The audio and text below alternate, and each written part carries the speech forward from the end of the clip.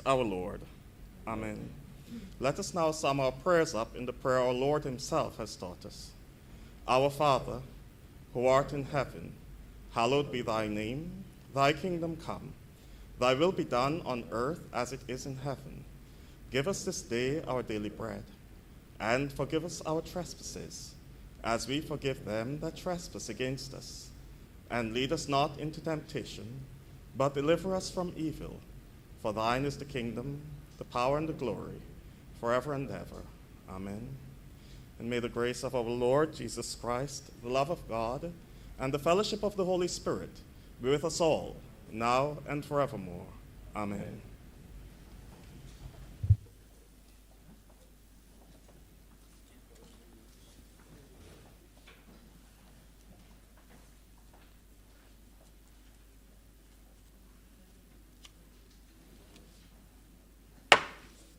The Senate is in session.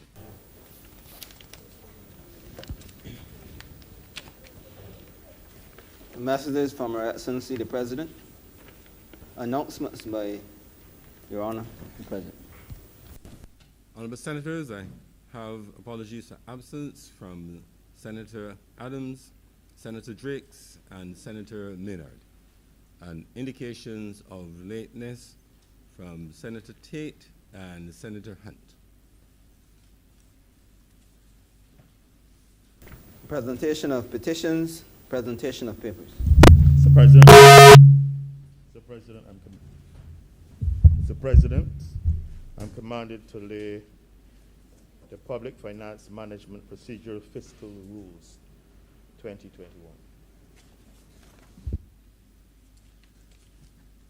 From select committees, questions to ministers, requests for leave to move the adjournment of the Senate on matters of urgent public importance, statements by ministers or parliamentary secretaries, personal explanations, motions relating to the business or sittings of the Senate, moved by a minister. Senator Walker. Mr. President, I beg to move that the Standing Order 45-2 be suspended for the remainder of today's sitting to allow us to enable us to complete our work. The question is that Standing Order 45-2 be suspended for the remainder of today's sitting. Honorable Senators in favor, please say aye. Those against, please say no. Methinks the ayes have it. Introduction of bills. Senator Walker.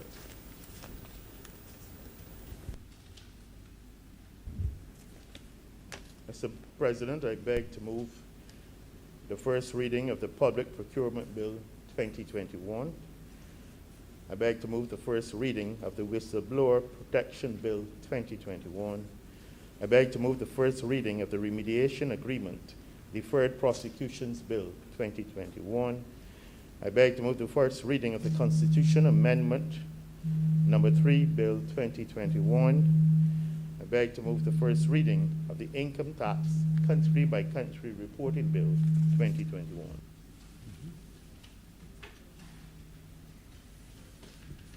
The question is that these bills so mentioned be read the first time. Honorable Senators in favor, please say aye. Those against, please say no. Methinks the ayes have it. Public business, sir. Public business is now the order of the day. Order number 5. Order number 5. In the name of the Honorable Leader of the Senate, to move the second reading of the Income Tax Country by Country Reporting Bill 2021. Senator, the Most Honorable Mr. Jerome Xavier Walcott. Mr. President, thank you so much. Mr. President, I believe that all members of this honorable chamber must now see it as an annual pilgrimage, if I may call it that we come in December to debate bills related to the international financial sector, which we recognize as being very important to Barbados, and bills to do with matters related to the OECD and certain conditions that are necessary. This bill speaks to the country-by-country reporting. And by way of background, I should state that Barbados is the 101st member of the inclusive framework of the Organization of Economic Cooperation and Development, popularly known as the OECD, on base erosion and profit shifting. BEPS, which I know is familiar to all members because they've heard it every December since this sitting started. The Inclusive Framework is a group of countries which have pledged to implement measures aimed at tackling tax avoidance by multinational corporations. It was established in 2016, and this was by the G20 leaders when they urged that there needed to be implementation of a BEPS package, which had been released the previous year, and call on the OECD to develop a more inclusive framework with the involvement not only of G20 countries, but also including developing countries which will participate in international finance. By joining, Barbados works with the other members of this framework to implement the BEPS packages. Of course, the BEPS package provides 15 actions that equip government with the domestic and international instruments to tackle tax avoidance. Barbados is required as a member to implement the BEPS minimum standard, and this includes 4 actions. BEPS Action 5, harmful tax practices, countering harmful tax practice with a focus on improving transparency. And we debated this previously in this honorable chamber. BEPS Action 6, prevention of tax treaty abuse. This was also debated and passed in this chamber. There's the BEPS Action number 14, the mutual agreement procedure, making dispute resolution between jurisdictions more timely, effective, and efficient. This was also passed in this chamber. As I said, there are 4 of these standards which recognize the minimum standard, make up the minimum standard. The BEPS Action 13, which is the country-by-country reporting, is the one which we are debating here today. So I said Barbados has implemented the other 3, and this one has to be done. And it has been transmitted to us that Barbados should take steps to implement a domestic legal administrative framework to impose and enforce country-by-country reporting requirements as soon as possible. And this has come to us earlier this month. These were published by the OECD and reviewed by the Code of Conduct Group of the European Union, as I said earlier, December this year. And they're requesting a formal political commitment that Barbados intends to address the aforementioned recommendations in order to be in compliance with their tax good governance criteria. And Mr. President, I don't have to explain to honorable members, I think they're well aware of the issues of the various periods of blacklisting and grey listing by Barbados by these countries. The OECD, the argument for the country-by-country reporting, according to the OECD, the lack of quality data on corporate taxation has been a major limitation to the measurement of the fiscal and economic effects of tax avoidance. And it makes it difficult for tax authorities to carry out transfer pricing assessments on transactions between related companies, and even more difficult for them to carry out tax compliance audits. So this is seen as a necessary action. The BEPS Action 13 speaks to multinational enterprises with total consolidated group revenue of more than 850 million US, as reflected in their consolidated financial statements. And they are therefore required to prepare a country-by-country report with aggregate data on the global allocation of their income, their profit, the taxes paid, and economic activity among tax jurisdictions. And this report is then shared with the tax administrations for use in high-level transfer pricing and other base erosion and profit sharing risk assessments. To provide for the implementation of this country-by-country reporting, the government of Barbados is requested to execute the Multilateral Convention, the country-by-culture, the Multilateral Competent Authority Agreement that sets forth rules and procedures as may be necessary for the competent authorities of jurisdictions implementing Action 13 to automatically exchange these reports. This therefore imposes a statutory obligation on the ultimate parent entity or other designed surrogate parent entity of any in-scope multinational enterprise to file a country-by-country report with the Barbados Revenue Authority no later than 12 months after the last day of the reporting fiscal year. Mr. President, Those countries that do not reach the threshold, this legislation does not apply to them, only those over 850 million US.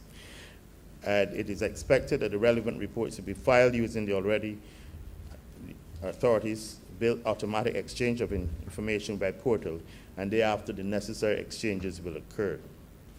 The legislation also provides for the proposed legislation also provides for the imposition of a pecuniary penalty for instances of non-compliance and allows an aggrieved person to bring an appeal before the Barbados Revenue Appeal Tribunal. Mr. President, I'm not going to bore the Honorable Chamber by going into various parts and clauses, but suffice it to say that it is very important that we do this at this time. And as I said, I know honorable members understand and recognize that these are things that we have to do as part of the process. With those few words, I beg that this bill be now read a second time. Thank you very much, Senator Walker.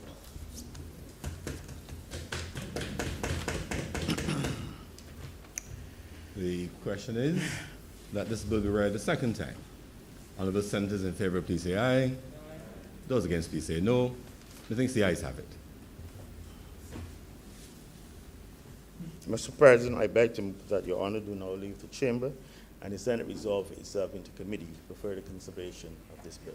The question is that I do now leave the chair and the Honorable Senate resolve itself into committee for further consideration of this bill. Honorable senators in favor, please say aye. Those against, please say no. Methinks the ayes have it.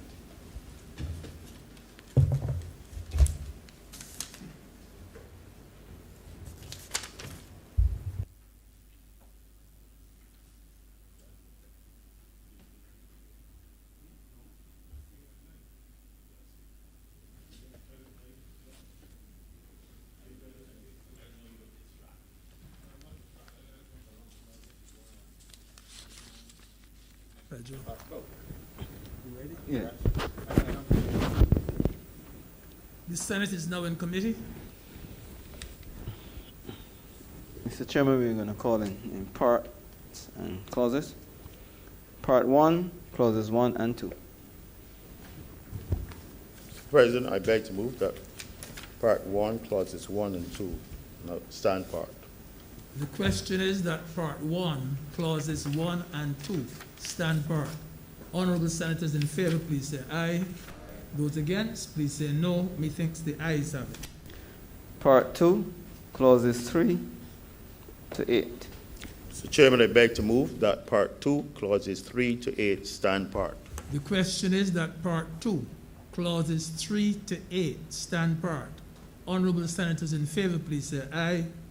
Those against, please say no. Methinks the ayes have it. Part 3, clauses 9 to 13. Mr. Chairman, I beg to move that Part 3, clauses 9 to 13 stand part. The question is that Part 3, clauses 9 to 13 stand apart. Honorable senators in favor, please say aye. Those against, please say no. Methinks the ayes have it. 4, clauses 14 to 19. Mr. Chairman, I beg to move that Part 4, clauses 14 to 19 stand part. The question is that Part 4, clauses 14 to 19 stand part. Honorable senators in favor, please say aye. Those against, please say no. Methinks the ayes have it. Part 5, clauses 20 to 22. 20 to 22. Mr. Chairman, I beg to move that Part 5, clauses 20 to 22 stand part.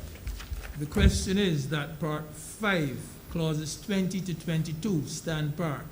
Honorable senators in favor, please say aye. Those against, please say nay. Methinks the ayes have it. Mr. Chairman, I beg to move that you now report to His Honor the President the passing of one bill in committee. The question is that I do now report to His Honor the President the passing of one bill in committee. Honorable senators in favor, please say aye. Those against, please say no. Methinks the ayes have it.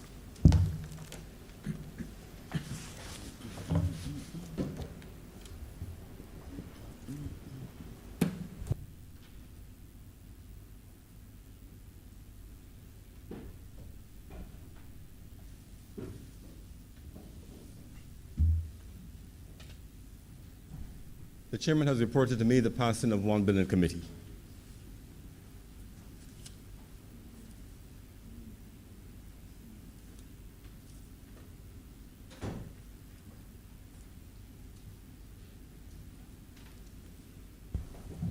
Sorry, Mr. President. I beg to move that this bill be now read a third time. The question is that this bill be read a third time. Honorable senators in favor, please say aye. Those against, please say no. Methinks the ayes have it. Mr. President, I beg to move that this bill do now pass and be cited as the Income Tax Country by Country Reporting Act 2021. The question is that this bill do now pass and be cited as the Income Tax Country by Country Reporting Act 2021. Honorable senators in favor, please say aye. Aye. Those against, please say no. Methinks the ayes have it. This bill is now passed and so cited.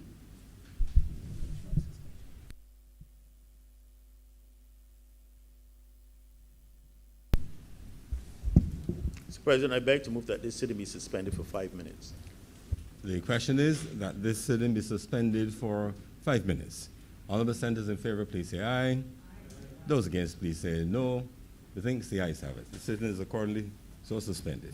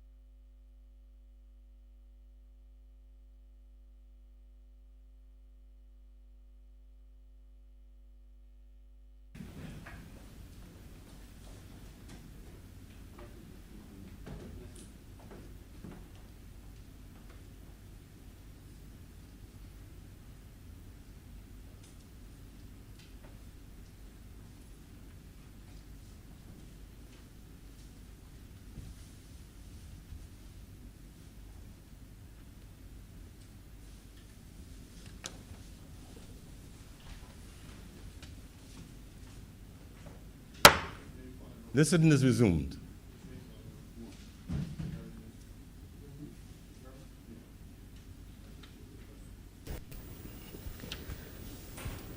Order number 1, sir.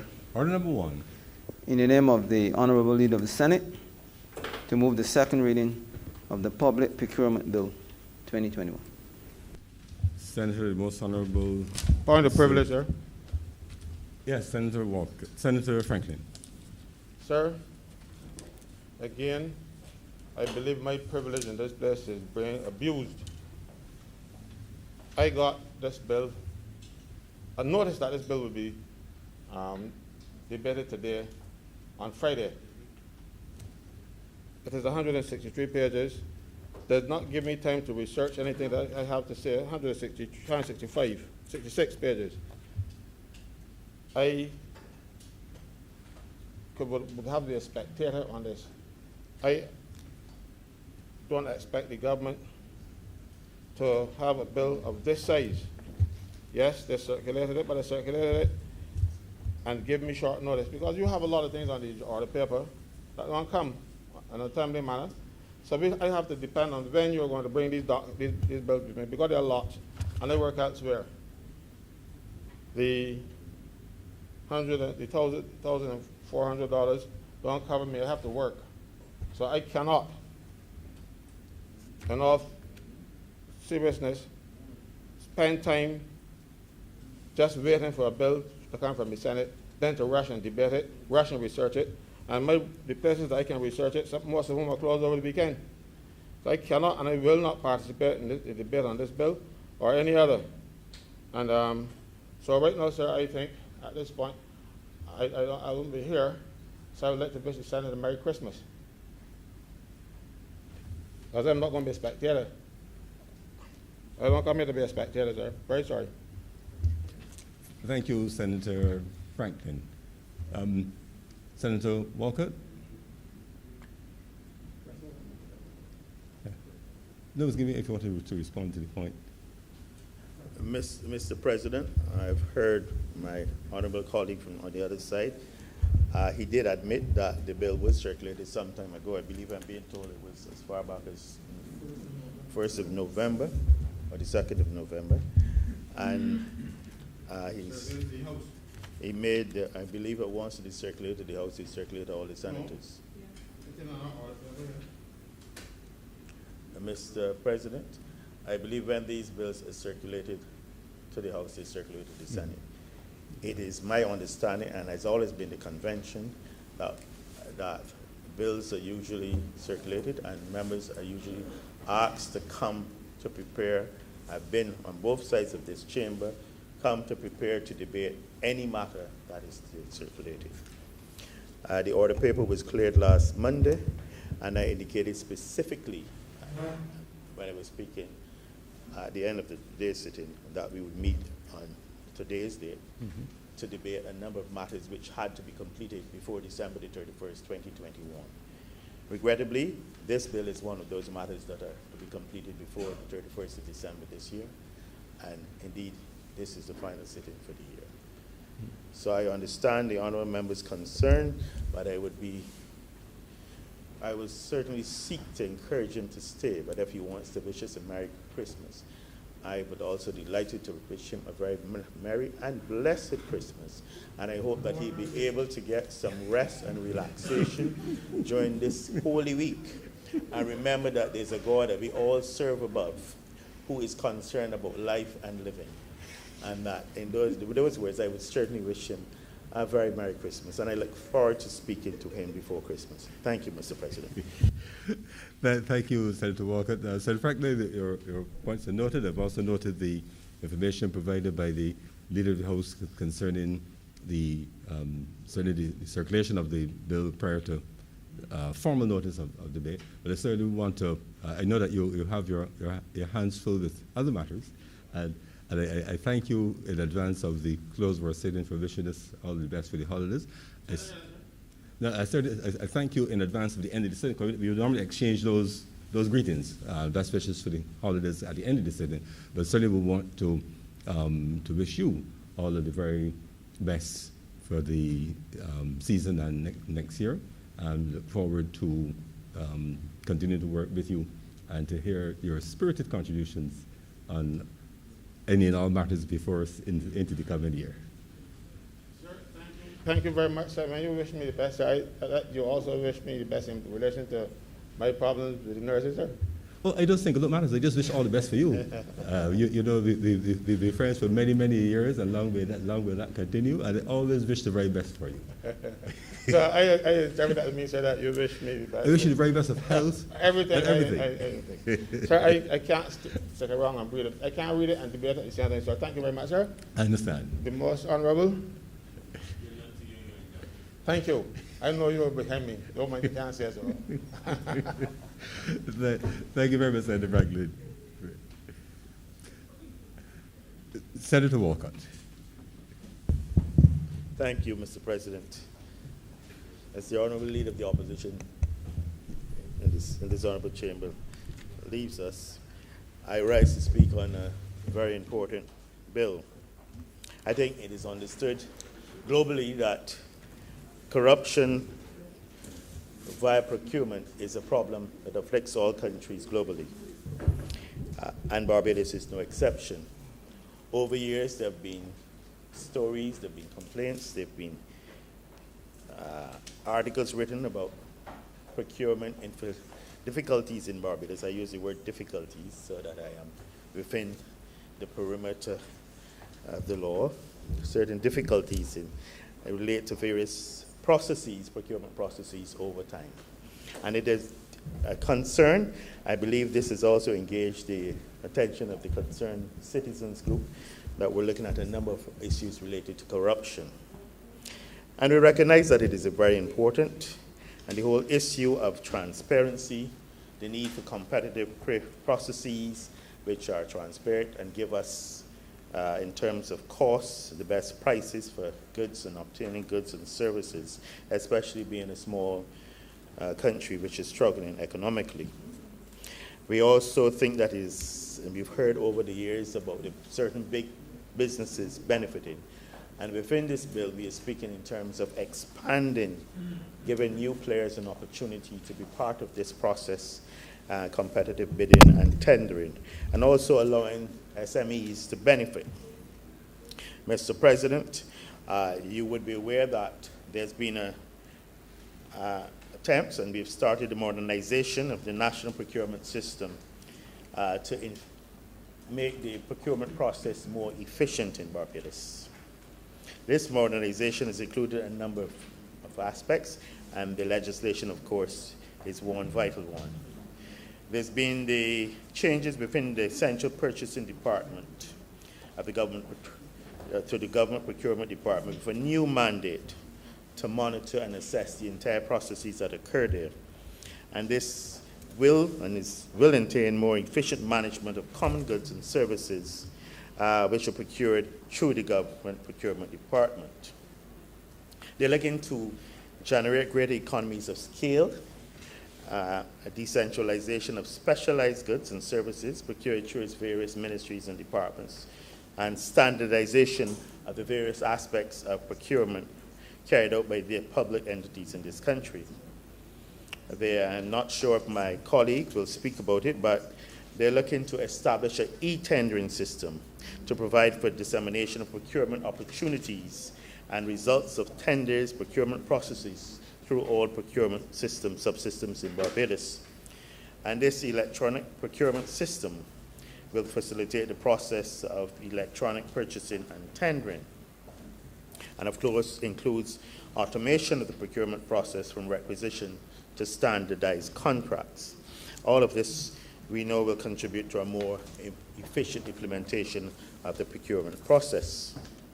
But of course, sir, I said one of the key aspect will be the establishment of a legal framework that will regulate practices in public procurement.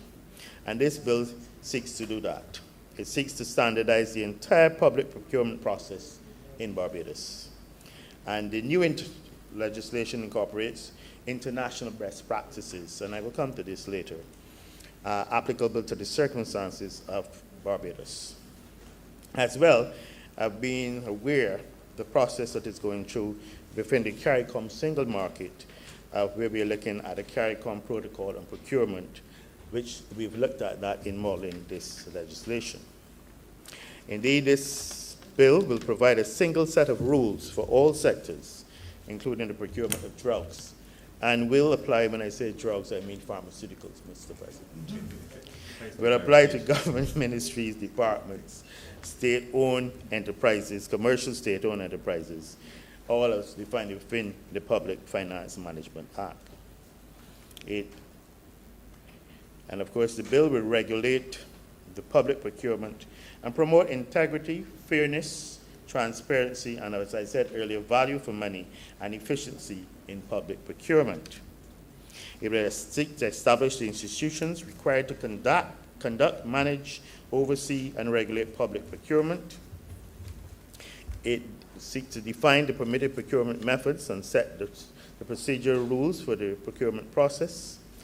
It will define the treatment of public-private partnerships and unsolicited proposals, which often occur, and we often hear about these unsolicited proposals. Establishing a mechanism for reviewing complaints relating to public procurement and for suspending suppliers for misconduct or poor performance. And of course, defining standards of conduct required in public procurement and specific offenses related to procurement.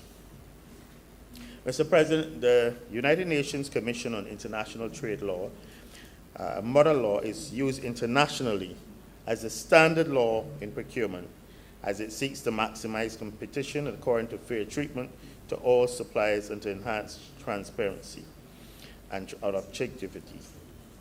And this new procurement legislation, the bill before the is based on the law with appropriate amendments suitable to the needs of Barbados. So we've taken that as a sort of template, but we've tweaked it a bit in some areas. And the enactment of national procurement legislation based on this model law was one of the recommendations also coming out of the CARICOM Single Market and Economy Regional Integration Policy on Public Procurement. And it is seen that it would be likely to be more acceptable if we follow this methodology to international financial institutions and donors considering the use of country systems. They would be more inclined to look at us favorably as it relates to loans and to funding various activities in our country. Mr. President, the bill is divided into 9 parts. Part 1 defines the key terms used in the legislation and its application. And it also includes definition for public-private partnership and the whole matter of unsolicited proposals. Part 2 defines the role and functions of the key players in procurement, notably the Chief Procurement Officer, the head of the procuring entities, and the Tenders Committee. It also established in that part the Public Procurement Tribunal. It should be noted that the Director of Finance and Economic Affairs has a key role in the procurement process, and his duties and functions are detailed throughout the bill. Part 3 addresses the planning and initiation of procurement, and it speaks to the need to plan procurement in a rational manner, the preparation of procurement plans, the publication of forthcoming procurement and estimation of the value of procurement, and the procurement of common items and use of agents are also detailed. Part 4 deals with monetary thresholds, which determines the method of procurement to be used by a procuring entity, as well as certain rules and regulations. It speaks about the establishing that open tendering is a standard method to be used, sets out the conditions and approval process for deviations from this standard. In that part 4 also speaks to matters of restricted tendering, requests for quotations, single source procurement, and framework agreements. Part 5 sets out how to treat unsolicited proposals, and it speaks about the receipt of these proposals, the eligibility criteria for consideration, the evaluation of these unsolicited proposals, and contract and agreement. Part 6 sets out the general rules and procedures applicable to all methods of procurement, and it gives a description of the procurement and the use of the standard trade terms and conditions. Part 7 speaks to the registration, eligibility, and qualifications of suppliers and mandates the Chief Procurement Officer to establish and maintain a register of suppliers. Of course, I spoke about earlier about the ability now for other players to become part of this process. Part 8 of the bill outlines the challenge proceedings and provides for appeals to the procurement tribunal and then procedures for making an application for an appeal, and it goes into detail as to various aspects of that.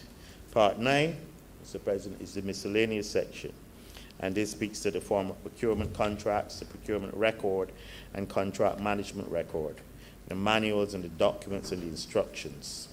It also speaks of sanctions and penalties for those who are found guilty of victimizing officers, assaulting, resisting, obstructing, refusing to provide information or giving false information. Mr. President, there are then 4 schedules. One, of course, speaks to the CARICOM Protocol on Public Procurement, and they also cover matters of General and Special Drug Tenders Committee, the Public Procurement Tribunal, and consequential amendments. Mr. President, I believe this procurement bill has been long in the coming. Now it's been going on for several years now, I believe. But it is seen as a very vital and very important bill of necessity to Barbados at this time so that we can maximize the use of our scarce public resources, and so that we can put behind us many of those rumors which we've heard over time and continue to hear as it relates to procurement processes and tendering processes and unsolicited proposals. Indeed, it will provide a single set of rules for all sectors, including procurement of drugs, and will apply to government ministries, departments, state-owned enterprises, and commercial state-owned enterprises that use public funds to finance procurement. Mr. President, I believe I've covered this in not a long time, given the date of the month and the week, and I beg that this bill be now read a second time. Thank you. Thank you, Senator Walcott. Senator Dr. Holder.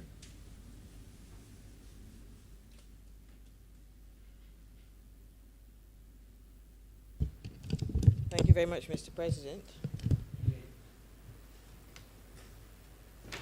Sorry? Please. I wish to offer a short contribution as we contemplate this particular bill before us. And I begin, sir, following on from where the leader of government business ended. The fact that this bill has been long in coming. Now, sir, for the time that I've been in this place, I've heard it said repeatedly by the opposition and even maybe some independent senators that government has been rushing through so many bills, and, you know, before you can think twice, having attended Senate 1 week, we are called back to debate a myriad of other bills, and there seemed to be this persistent rush. The fact is, sir, that cannot be said about this particular bill. This procurement bill, sir, has been around being discussed and negotiated for so long that the truth is I may have to even suggest I'm a little disappointed, sir, at the length of time it has taken for it to be completed. It has been around, sir, that long. And by way of maybe supporting that view, members may not be aware that as far back as 2009, sir, there was a project approved by the Inter-American Development Bank to assist government in the modernization of its procurement system. So sir, we're going that far back to really have an appreciation for the context of the bill that is before us. Back then, sir, some $5.9 million US dollars, that is, were approved for this particular project. It included a number of components. The leader of government business mentioned the issue of the IT infrastructure, the issue of capacity building, moving from central purchasing department to a more modern unit, sir, within government, and ensuring that stakeholders can participate, sir, in the procurement process. I believe research suggests, sir, that between 30 to 50% of government expenditure is now being considered for public procurement. So, sir, it has the potential to benefit a number of stakeholders. But, sir, the issue back then, in my view, even though it was only $5.9 million, would you believe, sir, that a portion of this had to be returned to the IADB, primarily because we were not able, sir, to complete all of the components of the project. And a major part of that is now where we're at today, the regulatory framework, because I believe it was component one of that project that spoke to strengthening the regulatory regime, sir, which include the necessary policy instruments, which include the legislation that is now before us. So, sir, we lost out on some of that funding because it has taken so long, Mr. President, to be able to conclude the legislation and to put in place the regulatory regime for this. But I'll admit, Mr. President, before I move off from this point, that it was a very enlightening and educational experience.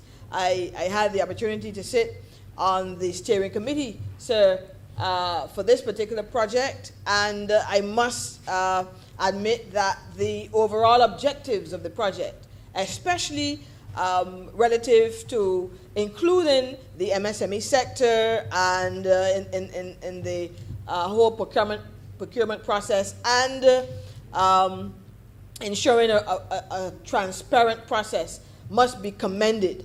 And I therefore, sir, want to say that it was a very well thought out and a well constructed project and concept.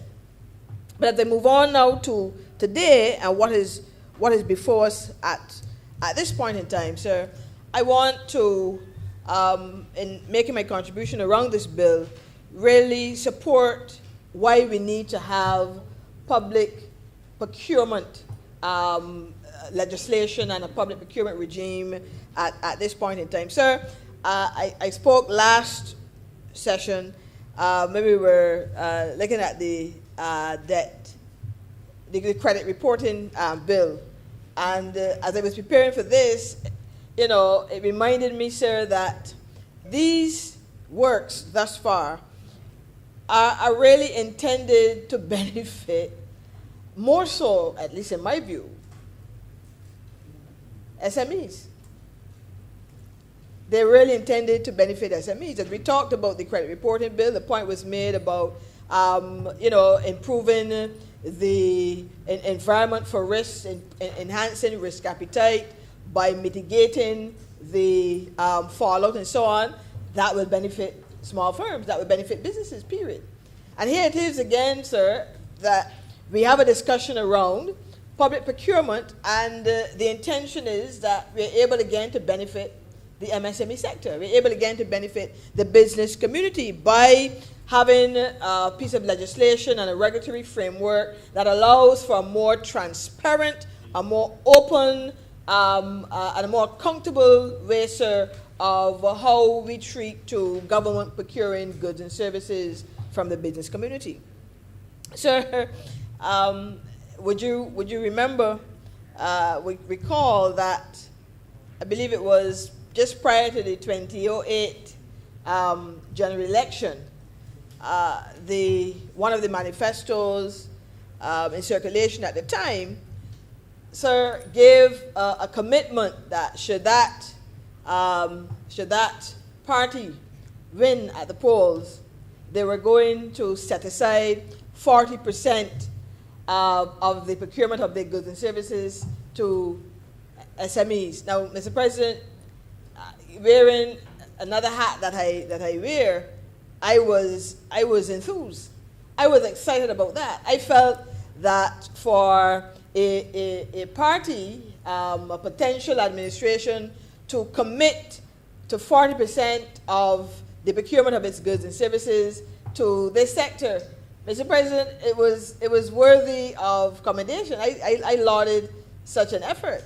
The reality is that the party at the time, it did win at the polls, and wearing that other hat, I spent the next 5 years or so, reminding them of this commitment of this 40%. The truth is, another 5 years came, so we never got the 40%.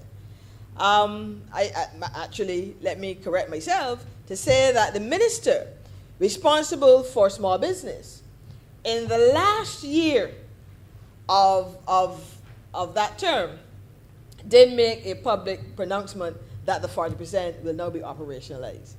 Sir, the reality is, though, sir, it was the last year of the term. So the possibility of it being operationalized back then, was not realistic. But nonetheless, we waited. And I recall many of my constituents, wrote, called, reminded at every public forum, where is this 40% of the procurement of government's goods and services? Because this is significant. To make such a commitment, sir, is a significant undertaking. It tells me that, one, you understand the value of the MSME sector. You understand the power that government has in being able to regulate and legislate and so on, and therefore you want to use that power to enfranchise this community. So, sir, we were excited about it. It didn't occur. And I believe that the researchers at some point may try to assess why that happened. But from where I sit now, I took note that this legislation didn't propose any percentage to the sector. And, sir, I still feel that should be considered. I still feel that there should be a commitment, even if it is in the regulations to follow, sir, that government will set aside a percentage to vulnerable groups. And I say vulnerable because I'm going now beyond MSMEs. I'm suggesting that there should be a commitment, sir, that includes women, owned businesses. There should be a commitment, sir, that includes youth, owned businesses, even the differently able, sir, who would consider entrepreneurship and business ownership, sir, for their own self-sufficiency and so on, should be included. So I believe that a revisit to that percentage, a revisit to setting aside, sir, a percentage of government procurement for specific groups, vulnerable groups, should be considered. Sir, and it is not far-fetched, because research would suggest that this obtains in other jurisdictions. There are other countries, sir, developing and developed, just that the developed may not, articulate it as directly as the developing countries may have. But there's data out there that suggests that this has been adopted, sir, by many governments as a part of its policy instrument to enfranchise and to develop vulnerable groups through public procurement. So, sir, I from where I sit, I hope that this can be considered, even if it is, as I said, sir, at the level of the regulations that will support the operationalization of this instrument. Moving on, sir, I want to speak a little bit about why I think having procurement legislation at this time is needed and is good for our overall development. And so you know that I like to research these issues and like to cite what the researchers tell us, because it's important to make sure that you're not just pontificating on an issue, but that it is that you can bring data to support, sir, your views. And the World Bank in 2017, I think the links were updated in 2021, would have done some work, sir, on policies that promote SMEs' participation in public procurement. And it's good reading, sir. It's interesting reading. I think that, you know, all of the chamber who are interested in this and being edified should maybe consider reading that bit of research. But sir, there are a few points mentioned there under the caption of the rationale for SME preferential procurement that I wish to share with the chamber before I take my seat. Preferential, sir, and this goes back to that point I made about setting aside for vulnerable groups. There must be, in my view, some sort of preference considered and contemplated for those that are vulnerable within the society. The first point that needs to be underscored, sir, is that there's a prevalence of SMEs within the economy. We know this. I mean, it's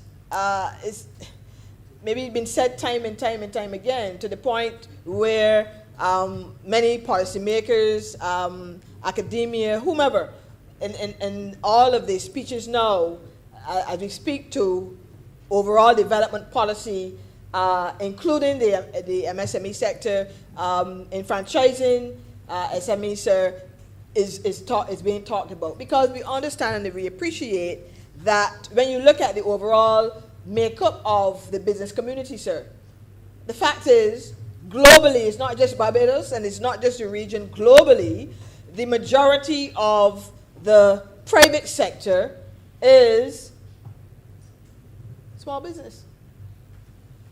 Sir, small business in the EU, 99%, based on their data. The US, high 90s again. Right here in Barbados, around 96%. Sir, the majority of our firms are SMEs. And as a result of that, any government policy, sir, in my view, any government policy that speaks to procurement and government procurement, public procurement, must contemplate this particular sector. They are too prevalent, sir, around us to ignore. Not only do they contribute economically, I make the point time and time again, but they contribute socially. And so I was very pleased, and the leader of government business in his summary did speak to the section here, I think it is part 4 of the bill, that gives the opportunity, sir, for state-owned enterprises, commercial state-owned enterprises, government departments, and so on, to consider this critical sector relative to the procurement of goods and services. One point that I'll hasten to mention here is that oftentimes those governments that do include SMEs fail at times, sir, to ensure that they not only get a share, sir, a percentage share, but that they get a percentage of the value that is significant enough to really help to strengthen this particular community. So I just want to stick that pin in there, that it is not just a percentage share, but that the value, sir, of that contribution must also be significant. And so it takes me to that second point. Not only is there prevalence, Mr. President, of MSMEs within our economy, there are benefits, sir, of procuring from small firms. Now I know, I see Senator Hunt with a smile even under his mask. I know, sir, that there are many who do have a challenge with this point. The point is, there are benefits to procuring from SMEs. Now, I cannot stand here this morning and say otherwise. That doesn't mean that I am not aware, sir, of some of the challenges. And let me be frank, sir, I've recently, within the last year or so, been undertaking a construction project. Sir, I've had to put some extra dye in my hair because of the graze that I've gotten as a result of this project. Why do I say that? In dealing, sir, with some small providers. Sir, it's not easy. I am not going to stand here and lie to you and kid you that, you know, it is a walk in the park. It is not easy, right? And many in this chamber, many listening, sir, through you, can attest to the fact that they have been through some horrendous experiences, sir, having to deal with a lot of unprofessionalism by business providers. Sir, I raise my hand. I raise my hand and say I too. People who you want to support their business, sir, you give them an opportunity to prove themselves. Sir, they don't understand and have an appreciation for punctuality, for honoring elements of the contracts, even though sometimes you govern your relationship, your working relationship with a contract. Sir, there are myriad of issues, and I can call them out. They've been through these situations. I even have colleagues who know my profession, sir, wearing another hat, and they tell me categorically, I will not support these type of firms. I prefer to go elsewhere. And sir, despite all of that, let me also hasten to add, I'm still committed to the cause. And I want to encourage everyone here to be committed to the cause. Why? Because we have a responsibility to make sure that that group, sir, is able to bring a level of sophistication to their business operations. And so this is why the financial literacy and the constant focus on entrepreneurial training and capacity building, this is why all these things are important. So you cannot discount the fact that you may come across a few who have not honored their commitments, who have not honored their contracts, who've quoted you one price today and come back tomorrow and has doubled that without any prior notice to you. So you cannot hold these things against the sector simply because we understand the value of the sector. And that's the point. We understand the value of the sector. And so policymakers, legislators, educators, and so on, we have a responsibility now to build capacity in the sector. We have a responsibility to build capacity, to make sure that small firms can grow and they can develop. So I want to hasten to add, yes, we've been through some negative experiences, sir, but we're not going to hold that against them at all. We're going to work with them as much as we can to help them to improve, to build capacity, to become professional, to employ sophisticated ways and best practices in how they go about doing business. Because we understand, my first point was the prevalence of them. They make a significant contribution, and they can make a significant contribution, and therefore we're going to help them. So there are benefits. There are benefits, sir, not only, as I said, economically, there are benefits socially. Simple case, sir. And we use this many times in our training. Simple case in how the economy works and how money circulates and how we're able to help business. Because any individual in here, as they're able to hire, sir, the very small, let's say landscaper. You're able to hire a landscaper to come into your community. Mr. President, very simple analogy. And that landscaper does a good job. You're satisfied. That landscaper, sir, you're able to maybe even recommend to your neighbor next door and the one down the street and so on. And as a result of you bringing that very small landscaper into your community, sir, he does a good job, give you quality service for the price that you've paid.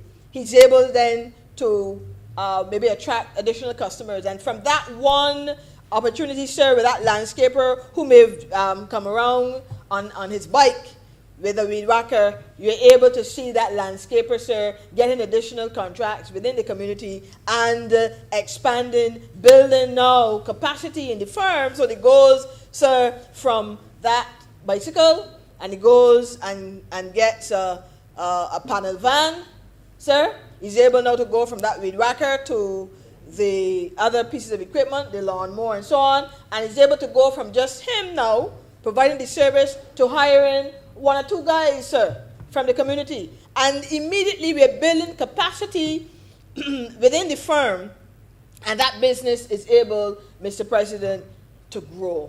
Simply done.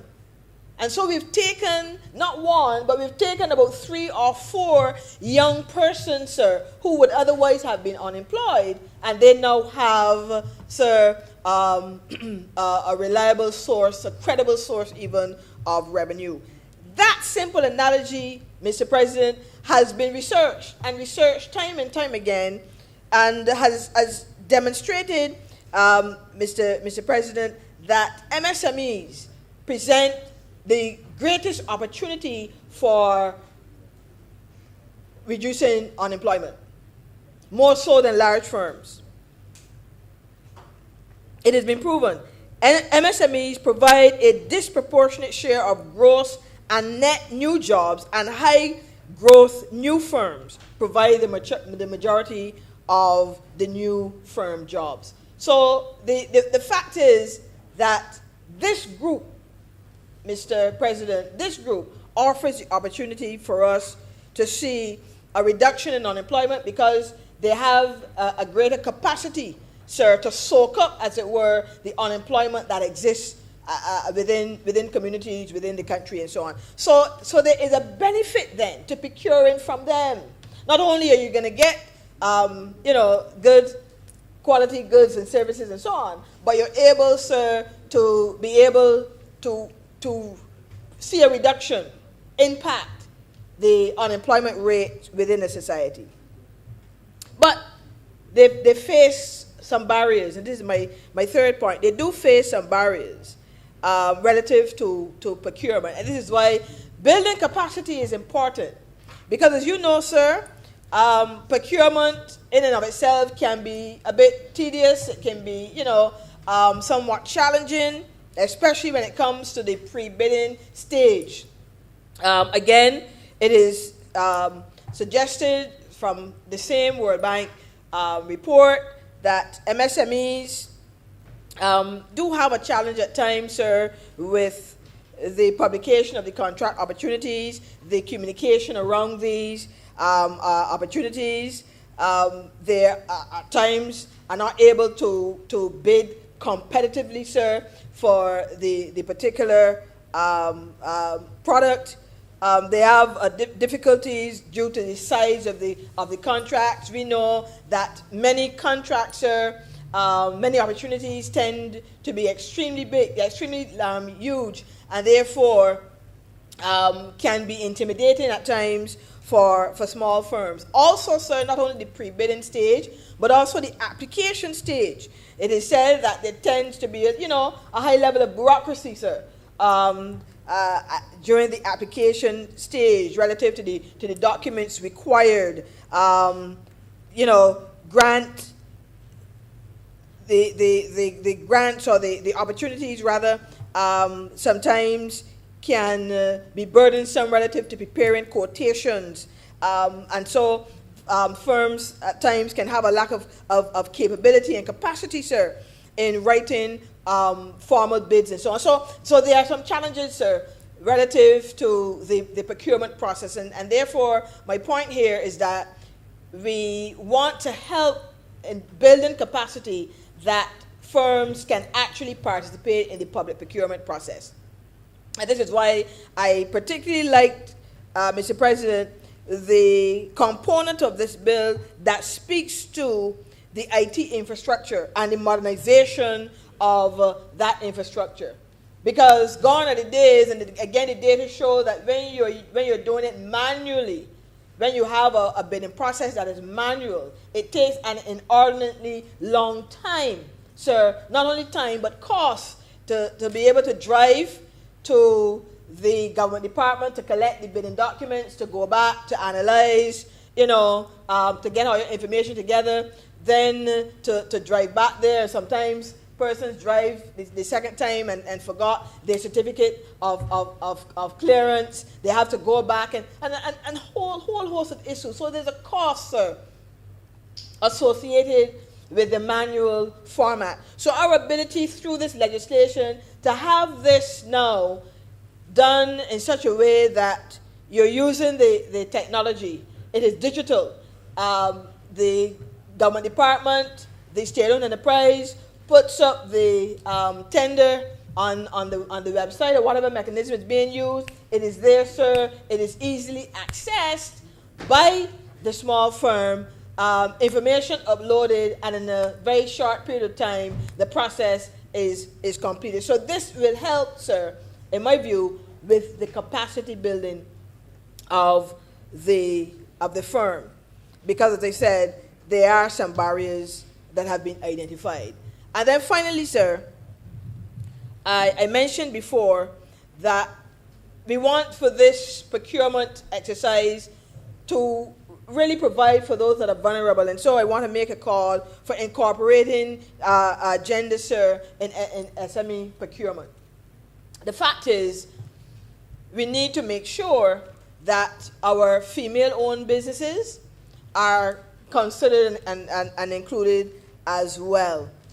Sir, data from this World Bank study indicates that women-owned businesses and women entrepreneurs currently win just about 1% of public procurement contracts worldwide. Just about 1%. And yet we know that there are a number of female-owned firms, right here in Barbados. The data suggests that they're about between 33 to 35% of our firms owned and managed by females. Okay? And if that is the case, then, Mr. President, there must be, in my view, greater consideration for this group in the whole public procurement process. So we must find a way of enfranchising those that are vulnerable to be a part of the procurement process. So these are a few key points, sir, coming from this study that I thought would benefit us in appreciating and understanding why it is that public procurement and the legislation is needed to help strengthen the sector. Before I sit, sir, I want to make this final point.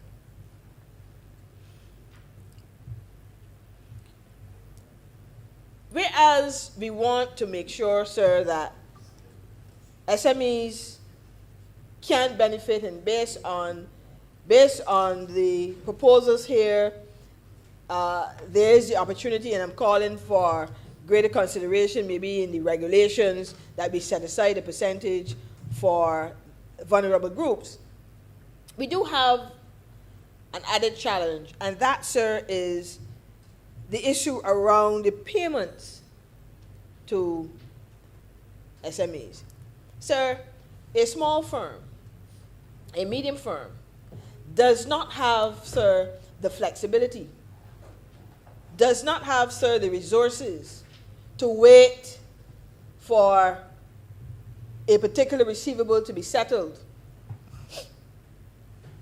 90 days and 120 days, 180 days, etc.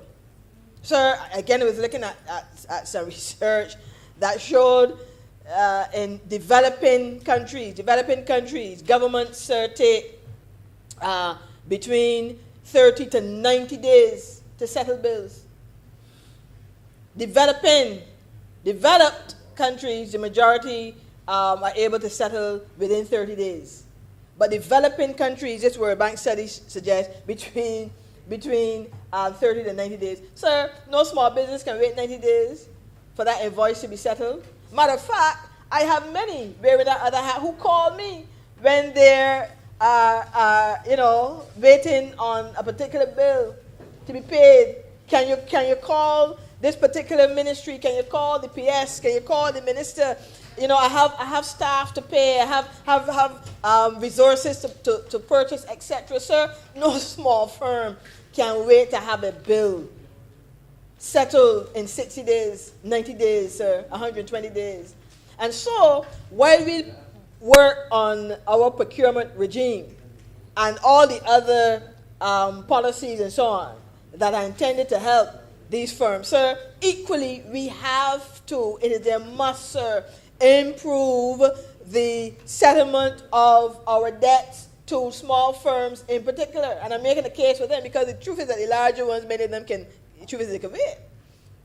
Some of them, they tell you they have a bill there and, you know, they have the resources, they have overdraft, they have capacity, but the small ones can't. They simply can't. And sir, I do not even know, and I do not understand why it takes so long. Yes, I know sometimes governments, the world over, not just Barbados, governments do have cash flow issues. We are aware of that because governments rely on the taxes and other revenues coming in to help with their with the management of their affairs. It's like any business. You need the revenue, you need the income in order to manage your expenditure. So I'm aware that there are some challenges. But sir, you know, I would hasten to add, before I say, that there is a bureaucratic culture that exists in government, sir, that needs to be addressed. There is a bureaucratic culture that exists where there are persons who, mind you, they are paid religiously on the 26th. They're paid religiously on the 26th. But sir, there are some sections where I am afraid persons do not have an appreciation for those who are running businesses. I don't understand and appreciate the concept of time is money, sir. And therefore, while they're being paid, yes, religiously on the 26th, that small firm that provided catering to that function that happened a month ago cannot wait any longer for that invoice to be settled. And so, I know, sir, it is not a popular subject. It is a subject that, truth is, many a government all over really don't want to address. I am aware of that. But it has to be addressed. Because if it is that we're going to move as an economy from just being efficient relative to the global competitiveness index to being sophisticated, we have been at the efficiency pillar, sir, for years. I believe more than a decade even.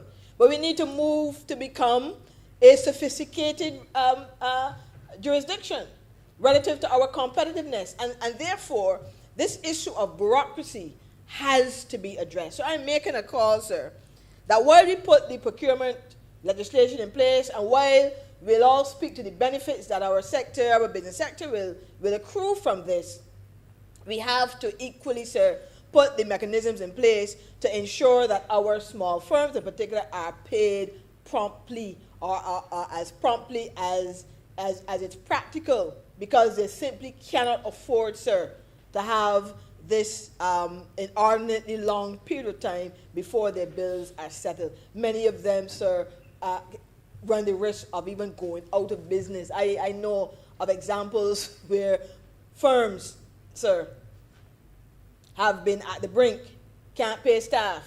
I have one in the construction sector in my organization, sir, that has receivables over $500,000 in a particular ministry, sir. And therefore, we're calling for improvement in this area. So, sir, I conclude by thanking you for the opportunity to share a few thoughts on this bill. And I believe that this public procurement regime will definitely help to strengthen the sector. We need to see a percentage, sir, being set aside for the vulnerable. We need to see improvement in settling our debts. And the IT infrastructure will definitely help to fast track the overall bidding process for small firms in particular. Sir, I'm obliged. Thank you, Senator Dr. Ford. Any other speakers on this bill? Senator Dr. Rogers.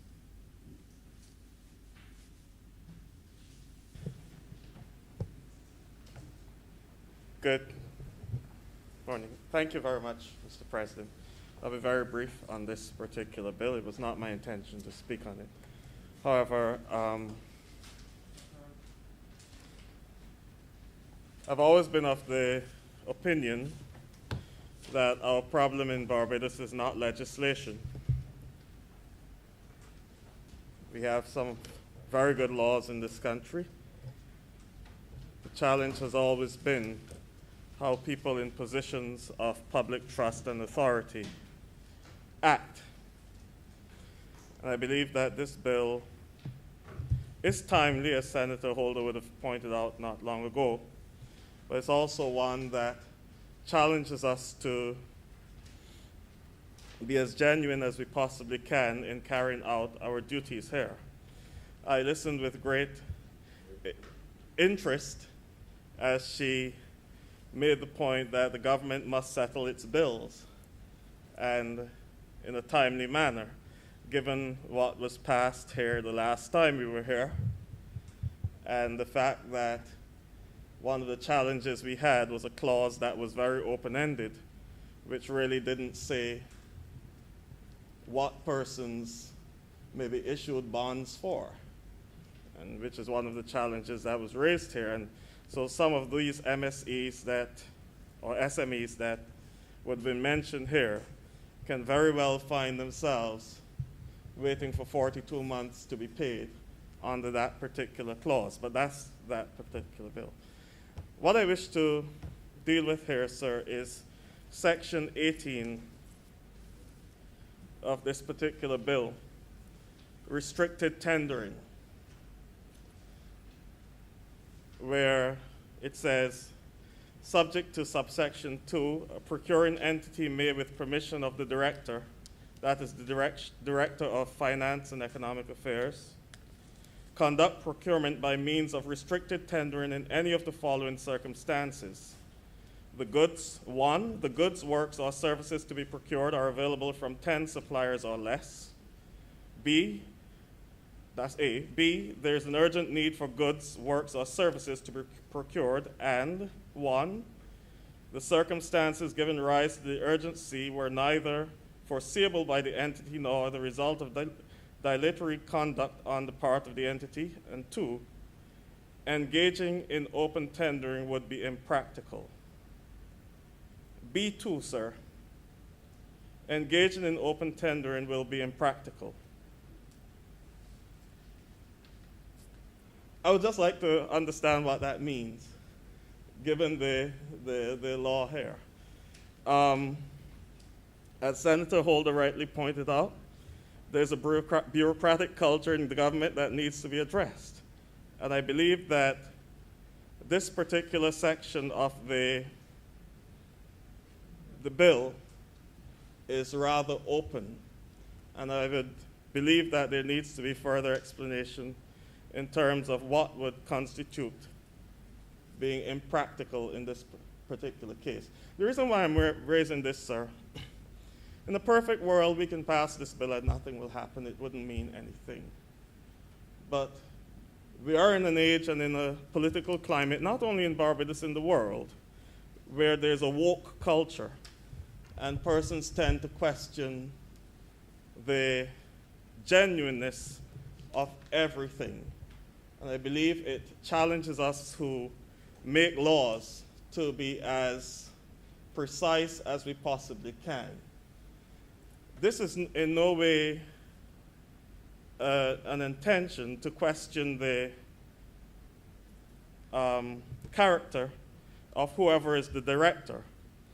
But we have to remember when we make laws, I used to always tell my students at Codrington College, Exodus chapter 1 and verse 8 is a very important passage in the Old Testament. It is pivotal.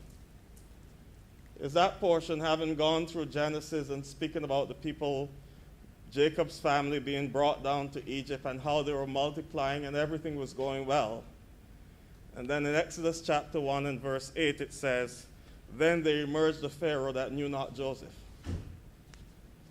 We always have to remember that the laws we're making are not just for this generation, but we must set things in place that are as closed as possible, or as tight as possible, to ensure that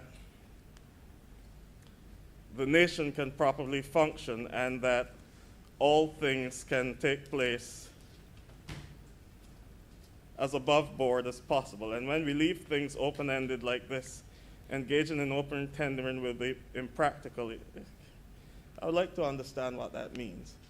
Nonetheless, while we're on the subject of tendering, I would have raised it in this chamber before, that increasingly it appears in Barbados that we have a lot of large companies that are one-stop or one-stop shops, where contracts are awarded and then all subsidiary contracts are part of the same company that received the award.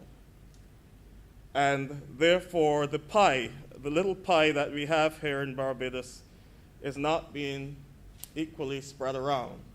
And so some of these small and medium enterprises do not even get a look into the window, far less a welcome through the door.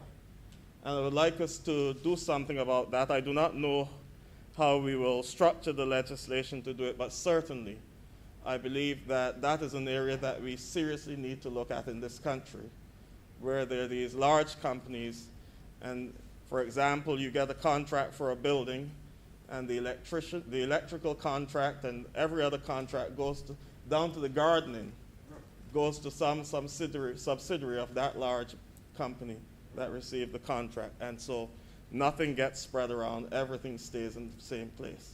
So I think that is one of the areas we should look at. I don't know if it is covered in this legislation, as has been pointed out before, it's rather lengthy, but I just wanted to raise this question on Section 18 on what is meant there by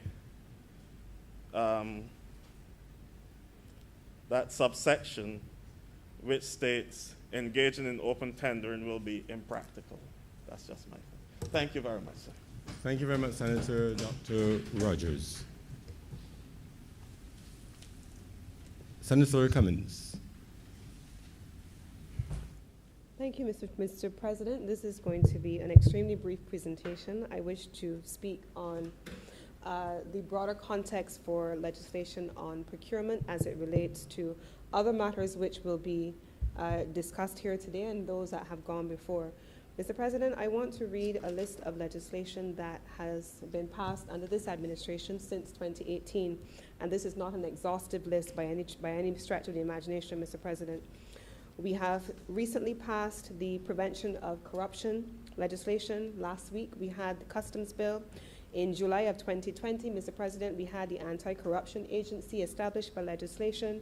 And in 2019, Mr. President, at this same time of the year, on December 14th, we had the passage of the Public Finance Management Bill. During the course of today's sitting, Mr. President, we will be debating other items of legislation which fall within the broad umbrella of governance, good governance, anti-corruption, and of course, ultimately, the time will come where the integrity legislation is returned to office. This to Parliament. Mr. President, the suite of legislation to which I just referred was done deliberately. There's oftentimes a conversation publicly and in particular with some groups that has a narrow focus only on the passage of either integrity legislation or anti-corruption legislation.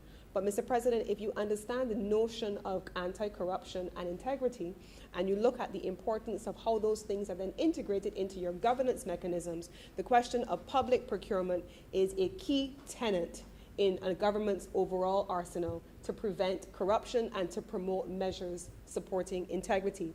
This is yet another step on behalf of the government of Barbados in ensuring that we have a comprehensive framework that governs our governance systems and ensures that there is very little opportunity for persons to abuse the system for their own personal gain.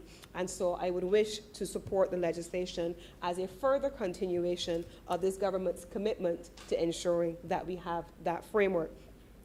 The second point that I would wish to make, Mr. President, is the actual application of the Public Finance Management Act. Passed in 2019. It is very much in application, and I want to make the connection between the Public Finance Management Act and this body of legislation. Mr. President, the Public Finance Management Act is incorporated into this legislation as a key point of reference for one main reason. Well, for many reasons, but the one that I want to focus on today is this, Mr. President. When this government came to office in 2018, and as recent as last week, when the Honorable Leader of Government Business introduced the question of debt bonds, there were any number of debts that the government knew it was coming into, and there were debts that we did not know of. There are debts that were discovered subsequently, and mechanisms had to be found to respond to those things.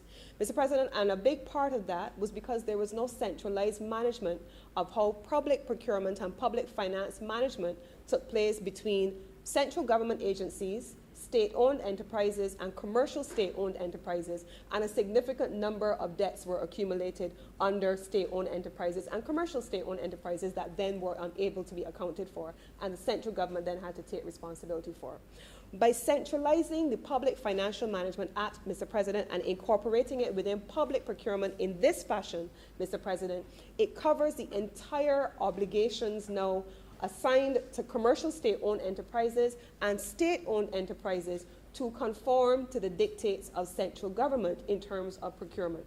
State-owned enterprises that previously, Mr. President, would have contributed, as I mentioned before, significantly to the accumulation of unaccounted for debt, now are required to submit a procurement plan. They are now required to identify in January of every year, in preparation for their estimates, what their procurement expenditure would look like during the course of the year. And that is meant to be incorporated. If you understand, I guess everybody in the chamber understands the timing of annual estimates preparation. Those things are now incorporated and accounted for under a single entity.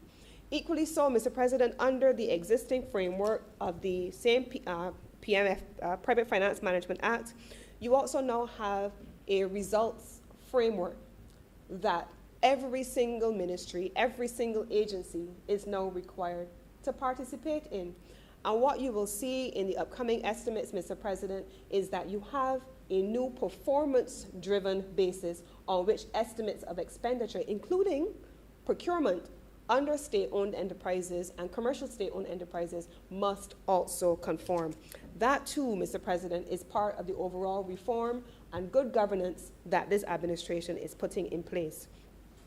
The third element of the actual bill, Mr. President, that I would wish to speak of is the specific elements that speak to performance contracts.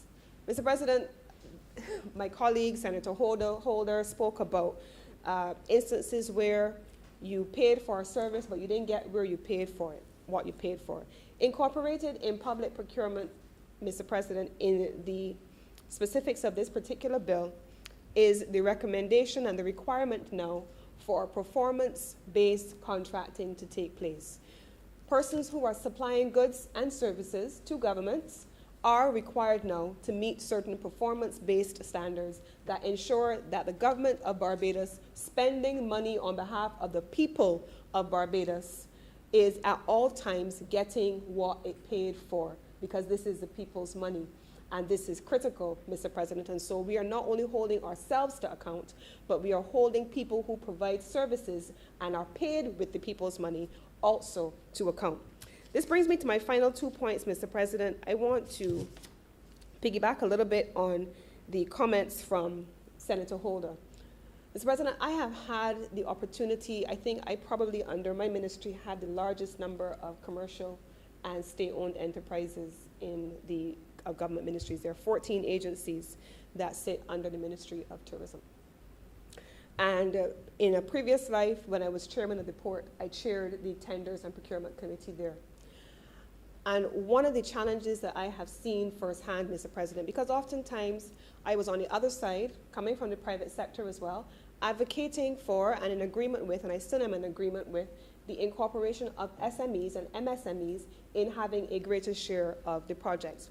But not only is it a developmental opportunity for them once they have been able to be awarded the project, Mr. President, but I want to start before we get there. I want to say, Mr. President, that there has to be a developmental undertaking, and I'm hopeful that in collaboration with the private sector, that with the passage of this legislation and the incorporation of performance-driven basis in the legislation, that there is a developmental program that is developed to enable micro, small, and medium-sized enterprises and first-timers in particular who are looking at opportunities which have been advertised to submit high-quality bids that can be favorably considered. It is very challenging sometimes, Mr. President. You have a conversation sometimes in the public space that the same people win the bids all the time, or only a few win the bids all the time. Mr. President, a lot of that is driven on the quality of the submissions. In some instances, you have concerns about only non-nationals having been able to be successful in a bid, or big companies from on the outside. But you look at the quality of the bids that were submitted, and when you look at the rating and the ranking using the established criteria, oftentimes the standard being required isn't always met. And sometimes it is met and exceeded, at other times it is not.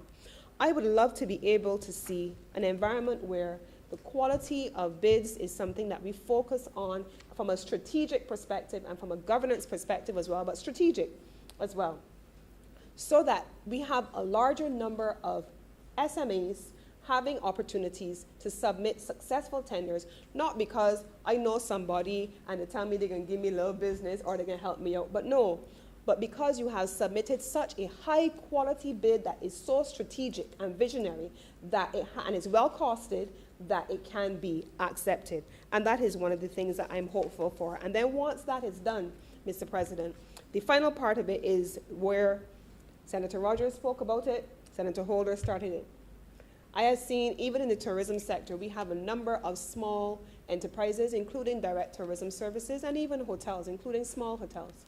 It is impossible, Mr. President, for them to have the carrying costs for weeks, months, 90 days, and sometimes it can be longer. And the notion that my salary is going to come at the end of the day like nothing else is of relevance to you is something that perhaps is a problem. Because if my salary is coming and I am processing your paperwork and I'm responsible for making sure that you get your payments, sometimes, Mr. President, I don't feel incentivized because I don't know the pain of not being able to pay my workers. I don't know the pain of having Light and Power or Water Authority calling to shut off the utilities to my business because I haven't paid my bills. And that can extend over an extended period of time. I have seen it in the tourism sector, Mr. President, more times than I can count. This morning, before I came here, I was proud to be part of a launch, public-private sector partnership between tourism and a private entity launching a product called bookbarbados.com.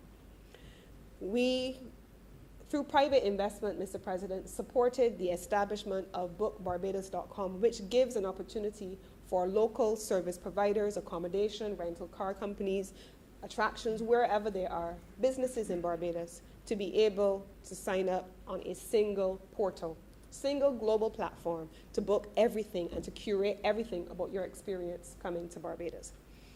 And Mr. President, one of the reasons why, not just the fact that we are proud of being Barbadians, not just the fact that it was built for Barbados by Barbadians and it is domiciled in Barbados. No, that's not the only reason. Mr. President, we have had a long history of international entities conducting business in Barbados, bidding on projects, winning tenders to provide services to Barbados, and taking a really long time, 90 days, 120 days, to pay Barbadian firms. If we find that unacceptable, Mr. President, when it is international firms, I put it to you, colleagues and Mr. President, that it is unacceptable when we do it to our own. We have to pay businesses when they provide goods and services. And we have to be able to not be, especially as a government, the reason why so many firms fold. And so, Mr. President, those are the only things that I wanted to say today, but I especially wanted to ensure that we understood that this is a continuation of this government's commitment to fighting corruption. But I want to offer perhaps an example of what I understood to be restricted tendering in answer to Senator Rogers, if you would permit me. But I recall, Mr. President, maybe a year ago, when the Attorney General, the Honorable Attorney General, announced that in the port at the time we were procuring scanners for the port. And I remember being very intrigued by when he announced the number and people asking, but did you tender? Was there a public tender? Was there anything in the newspaper? I didn't see anything in the newspaper. And then there were people who went to say, well, this can't be the price that they're paying. They got to be thieving the people money. It can't be true because I went on Amazon, I went online, and I see scanners, and this is how much it costs. Mr. President, I think we also have to be clear at times that there are no companies doing some of the things that are required in Barbados. At that time, Mr. President, the company Sectus was not in Barbados. There are no companies, I don't know of any companies that produce security scanning equipment in country. I know of companies that may provide servicing of the equipment once procured, but they're non-domiciled.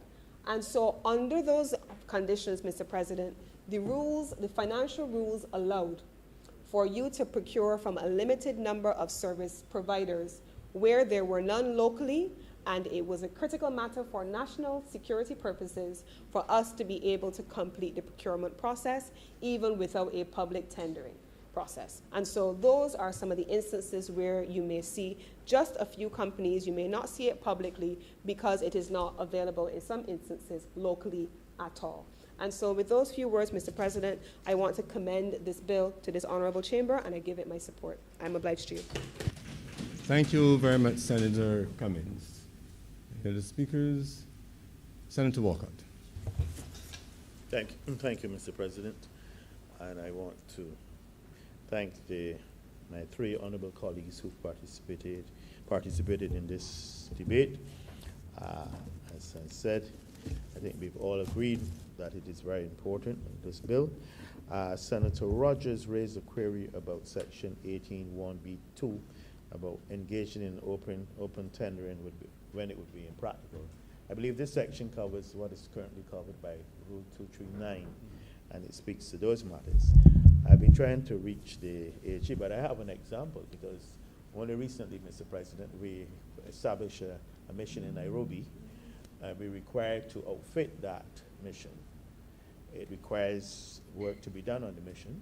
It's a space provided by the government of Kenya for a CARICOM office to accommodate 4 or 5 CARICOM countries. We are undertaken to outfit our specific area. This is a Government of Barbados project in Kenya. We cannot conduct an open tendering process here within Barbados for a project, although we are spending funds over there. So we had to seek the 239 and the guidance of the DFE in that specific occasion. I see it as situations like that which would be very infrequent, I would assume. Mr. President, I want to beg, I know it is a luminous bill, I beg to move that this bill be now read a second time. Thank you. The question is that this bill be read a second time. Honorable senators in favor, please say aye. Honorable senators against, please say no. Methinks the ayes have it. Mr. President, I beg to move that Your Honor do not leave this chamber and the Senate resolve itself into committee for further consideration of this bill. The question is that I do not leave the chair and the Honorable Senate resolve itself into committee for further consideration of this bill. Honorable senators in favor, please say aye. Those against, please say no. Methinks the ayes have it.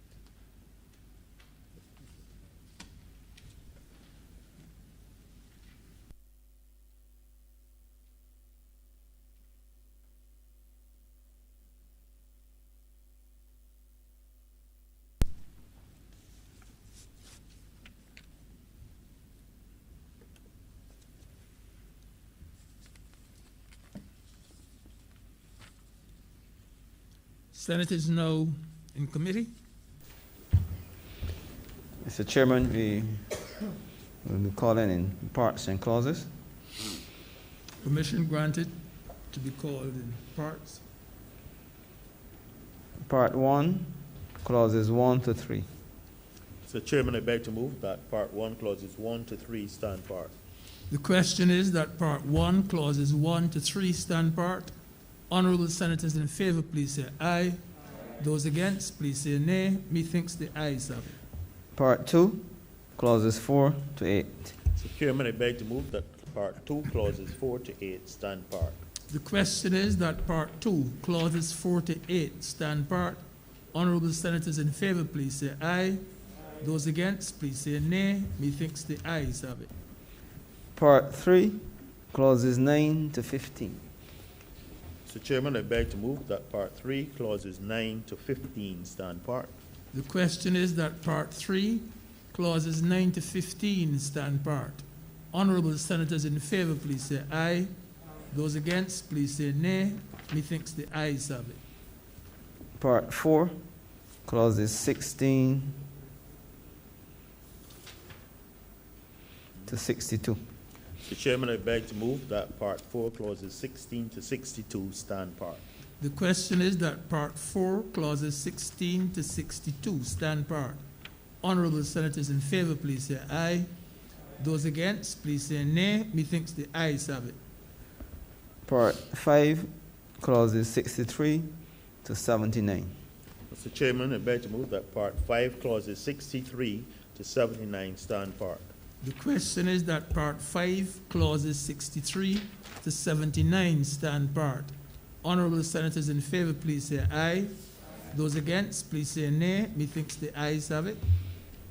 Part 6, clauses 80 to 84. Chairman, I beg to move that Part 6, clauses 80 to 84 stand part. The question is that Part 6, Clauses 80 to 84 stand part. Honorable Senators in favor, please say aye. Those against, please say nay. Methinks the ayes have it. Part 7, clauses 85 to 93. Mr. Chairman, I beg to move that Part 8, clauses 85 to 90. Sorry. I beg to move that Clause 7, Part 7. Part 7, clauses 85 to 93 stand part. The question is that Part 7, Clauses 85 to 93 stand part. Honorable Senators in favor, please say aye. Those against, please say nay. Methinks the ayes have it. Part 8, clauses 94 to 104. Mr. Chairman, I beg to move that Part 8, clauses 94 to 104 stand part. The question is that Part 8, Clauses 94 through 104 stand part. Honorable Senators in favor, please say aye. Those against, please say nay. Methinks the ayes have it. Part 9, clauses 105 to 117. Mr. Chairman, I beg to move that Part 9, clauses 105 to 117 stand part.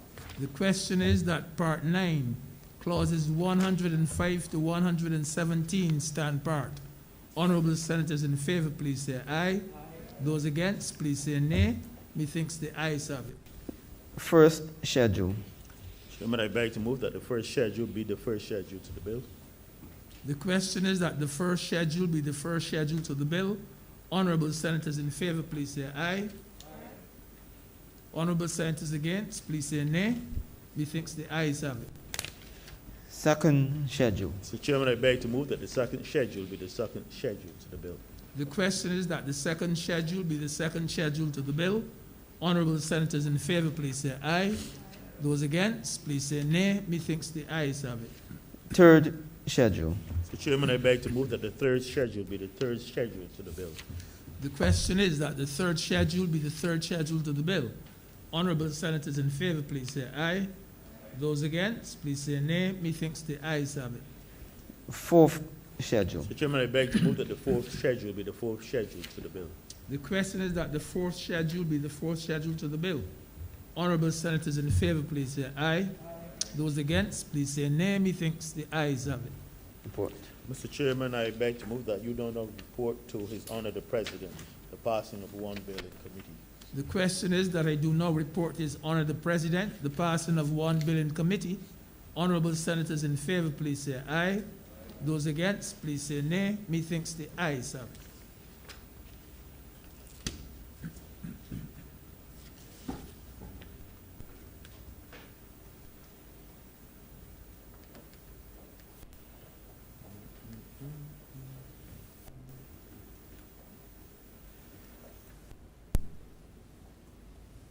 The chairman has reported to be the passing of one bill in committee. Mr. President, I beg to move that this bill be now read a third time. The question is that this bill be now read a third time. Honorable Senators in favor, please say aye. Honorable Senators against, please say nay. Methinks the ayes have it. Mr. President, I beg to move that this bill do now pass and be cited as the Public Procurement Act 2021. The question is that this bill do now pass and be cited as the Public Procurement Act 2021. Honorable Senators in favor, please say aye. Those against, please say no. The ayes have it. This bill is now passed and so cited. Mr. President, I beg to move that this sitting be now suspended for 1 hour until 2:30 for lunch. The question is that this sitting be suspended until 2:30 p.m. today. Honorable senators in favor, please say aye. Those against, please say no. The ayes have it. This sitting stands suspended until 2:30 p.m. today.